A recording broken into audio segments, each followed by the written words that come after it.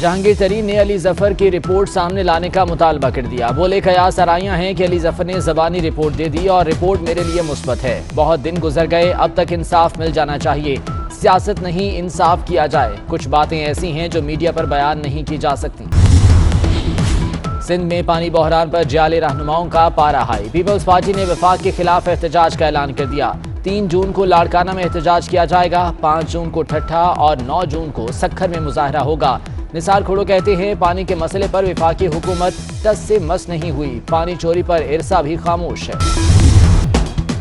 Election سامنے رکھ کر منصوبہ بندی کریں تو ملک آگے نہیں بڑھے گا۔ کامیابی کے لیے طویل مدتی پلاننگ ضروری ہے۔ وزیر اعظم کا اسلام آباد میں تقریب سے خطاب۔ کہا بجلی بھی شارٹ ٹرم منصوبہ بندی اور بدنیتی پر بنائی گئی۔ خطے میں سب سے مہنگی بجلی پاکستان بنا رہا ہے۔ جو اقدامات 50 سال پہلے ہونے چاہیے تھے اب لے رہے ہیں۔ ترقی جھوٹ بول کر نہیں ہوتی، ملکی حالات ٹھیک ہوتے تو مہنگائی کم ہوتی۔ شاہد خاقان عباسی کہتے ہیں وزیر اعظم کو معاشی حالات کا علم نہیں۔ احسن اقبال بولے عمران خان نے ملک کی معیشت تباہ کر دی، بھارت اور بنگلہ دیش بھی ہم سے آگے نکل گئے۔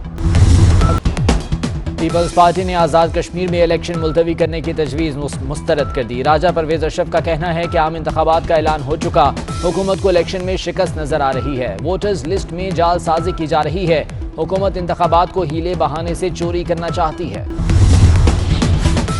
اپوزیشن لیڈر شہباز شریف مہنگائی پر بول پڑے، کہتے ہیں کرپشن سکینڈلز آئیں گے تو عوام کی روٹی روزانہ مہنگی ہی ہوگی۔ حکمرانوں کو معیشت اور عوام کی تکالیف کا کوئی علم نہیں، چینی، آٹا، دودھ، سبزیاں، گوشت سمیت ہر چیز مہنگی ہو گئی۔ حکمران سب اچھا ہے کہ بے حسی کی رپورٹ دے رہے ہیں۔ ایک اور مہنگائی بم تیار، 1 جون سے ڈیزل اور مٹی کے تیل کی قیمت بڑھانے کی سمری تیار۔ ڈیزل کی قیمت میں 4 روپے 30 پیسے فی لیٹر اضافے کا امکان، پیٹرول کی قیمت برقرار رکھنے کی سفارش۔ وزیر اعظم کی منظوری کے بعد نئی قیمتوں کا اعلان ہوگا۔ بجٹ سے پہلے سگریٹ ذخیرہ کرنے والے خبردار، حکومت سگریٹ سستے کرنے کو تیار۔ بجٹ میں سگریٹس پر ڈیوٹی 10% کم کرنے کا فیصلہ کر لیا گیا۔ تمباکو انڈسٹری نے اسمگلنگ میں اضافے سے سالانہ اربوں روپے کے نقصان کا خدشہ ظاہر کیا۔ بجٹ میں ٹیکس گزاروں کو ریلیف دینے کی سفارشات تیار۔ کریڈٹ کارڈ اور ATM کارڈز پر ٹیکس چھوٹ کی سفارش دے دی گئی۔ ود ہولڈنگ ٹیکس ختم کرنے کی تجویز۔ 5 لاکھ روپے ماہانہ کی ٹرانزیکشن کا ڈیٹا FPR کو فراہم نہ کرنے کی سفارش۔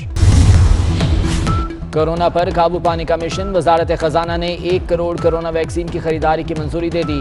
شوکت ترین کی زیر صدارت اقتصادی رابطہ کمیٹی کا اجلاس، ویکسین کی خریداری کے لیے 20 ارب روپے کے فنڈز کی منظوری دے دی گئی۔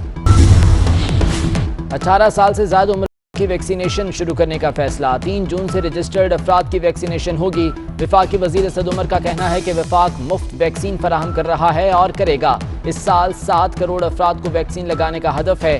کورونا سے 24 گھنٹے میں 43 اموات، مثبت کیسز کی شرح 4% پر آ گئی۔ پنجاب بھر میں تعلیمی سرگرمیاں بحال، 10ویں اور 12ویں کی کلاسز لگ گئیں۔ طلبہ 50% حاضری کے تحت آئیں گے۔ اسلام آباد، کوئٹہ اور خیبر پختونخوا میں بھی تعلیمی ادارے کھل گئے۔ بورڈ امتحانات میں ڈیوٹی کے لیے ویکسین سرٹیفکیٹ لازمی قرار۔ تیزی نظر آئے گی۔